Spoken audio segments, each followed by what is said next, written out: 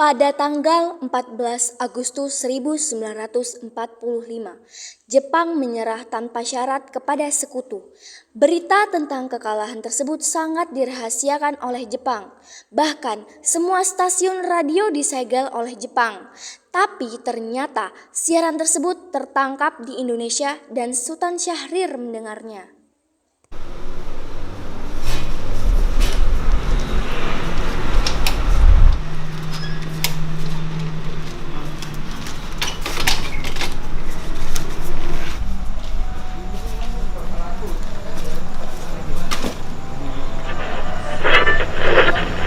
Standing alone without a dream in my heart, without a love of my own.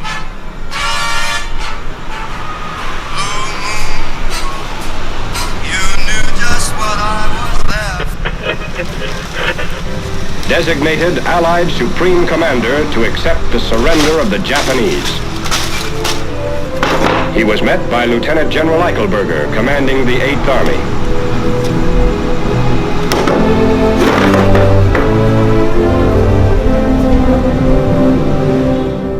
Sore hari, setelah mendengar berita kekalahan Jepang, Sultan Syahrir dan para pemuda mengadakan rapat di Jakarta. Bukannya kita di sini untuk melancarkan rencana kita menuju gerbang kemerdekaan Indonesia. Tapi Bu, bangsa Indonesia masih dikuasai oleh Jepang. Tanah putra Indonesia masih dikuasai oleh Jepang. Assalamualaikum. Waalaikumsalam. Saya punya kabar bahagia untuk kita semua. Saudara-saudaraku, saya punya kabar bahagia untuk Indonesia. Jepang telah menyerah oleh Sekutu. Saya mendengar kabar itu pagi ini dari radio BBC. Dan karena itu, terjadi kekosongan kekuasaan di Indonesia. Itu merupakan kabar yang menggembirakan bagi kita semua. Tapi yang saya bingungkan, tadi Anda bicarakan tentang kekosongan kekuasaan. Maksudnya apa ya? Jepang tidak lagi berkuasa terhadap negeri kita karena telah menyerah terhadap Sekutu. Sedangkan Sekutu sepenuhnya belum menguasai Indonesia. Oh iya, saya mengerti penjelasan Anda. Terima kasih. Lalu apa yang kita lakukan untuk mengisi kekosongan kekuasaan ini? Bagaimana kalau kita mengajukan kepada Soekarno dan Muhammad Hatta agar segera memproklamasikan kemerdekaan Indonesia? Benar itu, Jepang sudah tidak berwenang lagi di tanah kita. Kita harus memanfaatkan momen ini. Saya setuju dengan usulan Tuhan, karena inilah waktu yang tepat untuk memproklamasikan kemerdekaan Indonesia. Oleh karena itu, mari kita semua pergi ke rumah Bung Karno untuk meminta Bung Karno dan Bung Hatta untuk memutuskan hubungan kepada pihak Jepang. Bagaimana saudara, setuju? Setuju. Tapi, proklamasi Indonesia jangan sampai diproklamirkan oleh PPKI. Kenapa kamu berpendapat demikian, sobat? Karena PPKI adalah badan pembentuk dari Jepang. Kita tidak ingin ada campur tangan Jepang dalam proklamasi kemerdekaan Indonesia.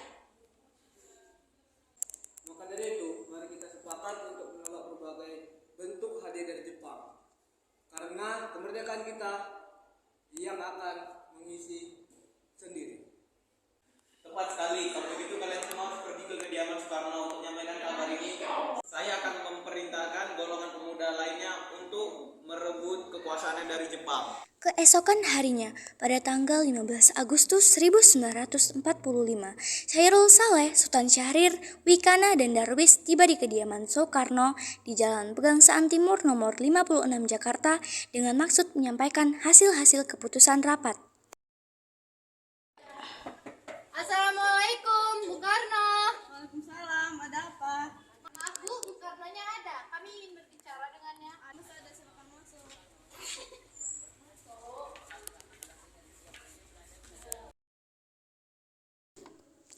Karena masing-masing mempertahankan pendapatnya, keempat orang golongan muda tersebut berpamitan kepada Bung Karno. Mereka bergegas meninggalkan kediaman Bung Karno dengan wajah kesal. Kemudian Soekarno meminta para golongan tua untuk datang ke kediamannya dan membicarakan permasalahan tersebut. Bagaimana ini? Para pemuda menuntut kita untuk memproklamasikan kemerdekaan. Tapi kita tidak boleh gegabah. kita perlu waktu untuk mempersiapkan semuanya agar tidak terjadi sesuatu yang tidak diinginkan. Saya setuju. Menurut saya yang terpenting sekarang adalah menghadapi sekutu yang hendak kembali ke kekuasaan ini. Selain itu, masalah kemerdekaan yang akan dilaksanakan dan disidang PPKI tanggal 18 Agustus mendatang. Gimana, Bu? Ya lagi pula mereka masih muda, cara berpikir mereka masih pendek. Kita harus melihat masa depan agar persiapan kita lebih matang. Kalau tidak, bagaimana nanti jika terjadi sesuatu yang tidak diinginkan? Baiklah, Bu, berarti kita semua sepakat. Baiklah, kita sepakat.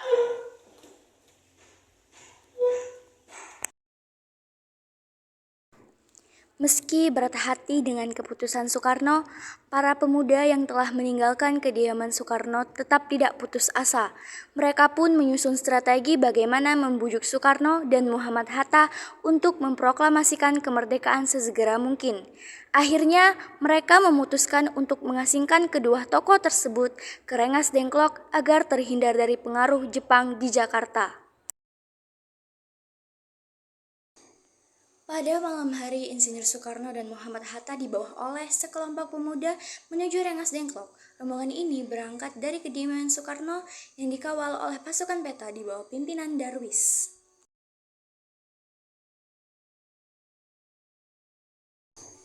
Rombongan Insinyur Soekarno dan Muhammad Hatta tiba di Rengas Dengklok dengan selamat pada waktu subuh tanggal 16 Agustus 1945. Soekarno-Hatta berada sehari penuh di Jawa.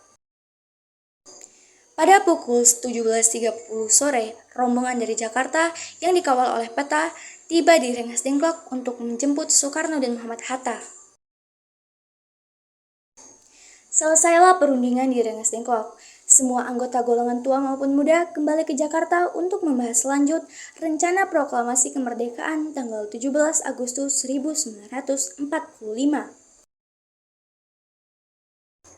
Setelah usai perundingan di rumah Laksamana Maeda, Soekarno pulang dan disambut oleh istri tercinta. Indonesia tanah air beta, pusaka abadi nan jaya. Indonesia sejak dulu tetap dipuja-puja bangsa.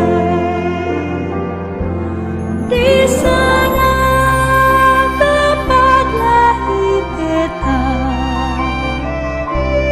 dibuai dibesarkan bunda, tempat berlindung di hari tua, sampai akhir menutup mata. Saudara-saudara sekalian, saya telah minta saudara untuk datang ke sini untuk menyaksikan peristiwa maha penting dalam sejarah bangsa ini. Beratus-ratus tahun bangsa Indonesia kita berjuang untuk merdeka. Gelombang aksi kita tidak putus dalam berjuang untuk memerdekakan negara ini. Kita jatuh bangun menyusun kekuatan untuk menggapai cita-cita Indonesia. Semalam kami para pemuka rakyat Indonesia dari berbagai penjuru bergabung untuk musyawarahkan dan bermusyawaratan seia sepatah berkata, inilah saatnya bagi kita untuk mengorbankan api revolusi kemerdekaan Indonesia. Saudara sekalian, dengan ini kami menyatakan kebulatan tekad ini. Dengarkanlah proklamasi ini.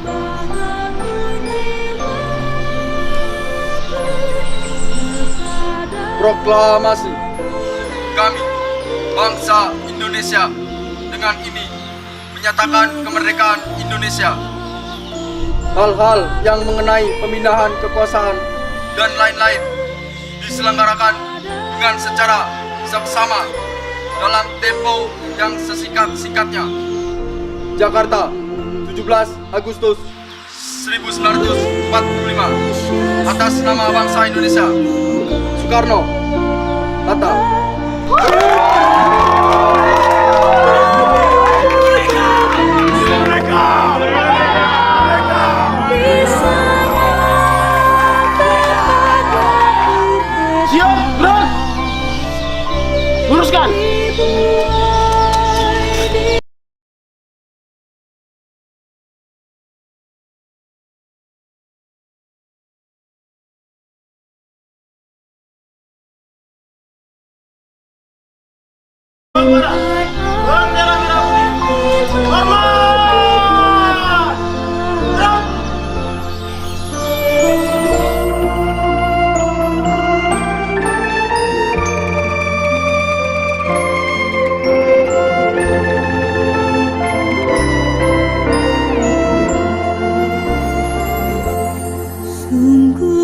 Peristiwa proklamasi tak berlangsung lama, namun peristiwa itu telah mengubah segala sendi kehidupan bangsa Indonesia. Peristiwa proklamasi kemerdekaan telah menjadi momentum puncak perjuangan bangsa Indonesia. Lika-liku permasalahan berujung pada akhir yang manis. Perbedaan pendapat menyatu menjadi suatu kekuatan yang padu. Bangsa yang satu, Indonesiaku. Oleh karena itu, kita sebagai generasi penerus bangsa harus berprestasi dalam rangka mengisi kemerdekaan tersebut, bukan malah menodainya. Kita harus bisa membalas budi para pejuang tanah air zaman dahulu dengan cara mempertahankan kemerdekaan kita.